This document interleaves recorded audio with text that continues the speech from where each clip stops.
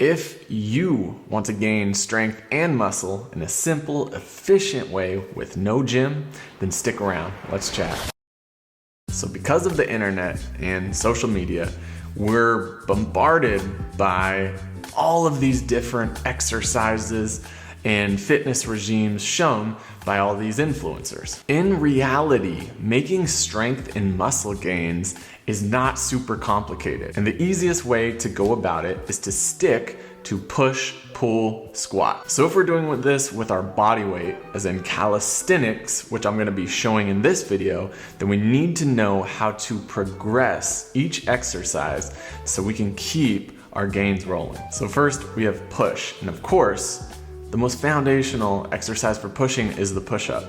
Most people don't get the most out of their push-ups. Once you're able to bust out 10 to 20 push-ups on the ground, we need to increase the intensity somehow. One great way to do this is by elevating your hands onto something. Now notice that the elbow comes behind the body further. This creates more range of motion and makes the exercise more challenging. Another way that we can challenge our push-ups is to lean the shoulders more forward. So watch me flip onto my toes. The shoulders come in front of the hands. This angle increases the intensity on the shoulders and the chest, making it more challenging. And if you're just building up to the push-up, my favorite variation is to lower down slowly until you let your whole body rest on the ground and then push up through your knees. So now we move on to pull, and the pull-up is the master of upper body pulling. Pull-ups are hard, and most people don't give them enough attention to actually make gains. So it can be beneficial to use various types of grip: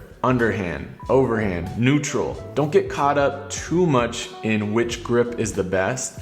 Simply go out there, find a grip that feels comfortable for you, and work on it. So what's been most important for me is to stick to really strict form. Try to pull the bar or the rings to your clavicles, if not lower. Don't swing your body and create momentum from your hips. Learn how to efficiently use your back muscles to drive your arms and shoulder blades down and back. So to build up to a pull-up, one way that you can go about this is to simply keep your feet on the ground. Slowly over time, take some of that weight out of your feet. A perfect complement to pull-ups is the row. The row can help you build your lats up for your first pull-up, and it can also be a great accessory movement so you can keep progressing in your pull-ups. So lastly, we have the squat. Bodyweight squats can be a great place to start, but because our legs are generally heavier and stronger than our torso and our arms, we need to find a way to make them more challenging quickly. So we use single leg squat variations. The pistol squat is a great way to build up single leg squatting strength and will challenge your legs and your hips immensely. But also the pistol takes a great amount of mobility and joint preparation. So another good option is the step up. Now the step up with no assistance from the bottom leg is key. Notice that I flip my toes up so I can't push with them.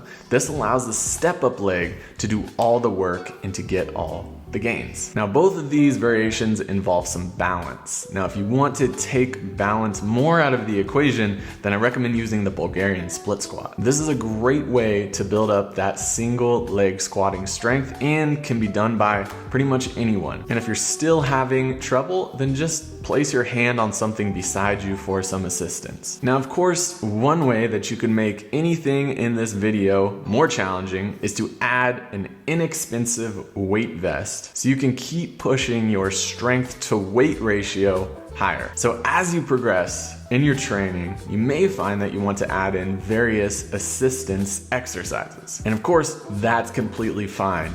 But what you'll find is that push, pull, and squat should always be the priority. It should always be the meat of your training. Now, a side note is that I would recommend doing something for your hamstrings like Nordic curls to help develop that posterior chain of the legs. So what about more advanced calisthenics movements like handstands, muscle ups, front levers? So the main difference with these movements is that they're more skill-based. This usually means that they take longer to learn because there's a lot of factors that go into them, like balance, coordination, mobility, and specific strength. Push-pull squat are more general movements with low amount of skill, and this means that you can make gains much quicker. The good news is that if you build up a solid foundation of strength with these exercises, then it's much easier to learn the harder skills down the line. Personally, it took me 2 to 3 years to learn a handstand push-up, but I'm 100% certain that if I would have put more time into